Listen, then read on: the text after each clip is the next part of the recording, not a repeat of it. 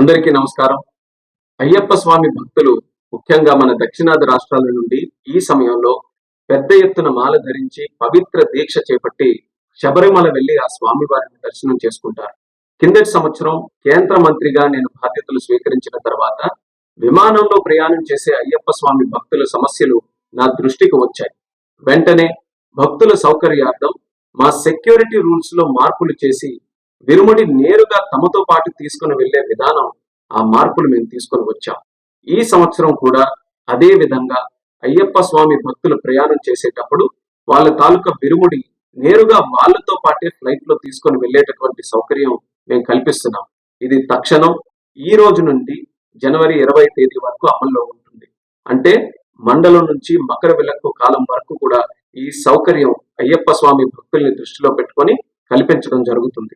ఈ కూటమి ప్రభుత్వం దేశ ఆచార సాంప్రదాయాలకు, భక్తుల మనోభావాలకు అత్యంత ప్రాధాన్యతనిస్తుంది.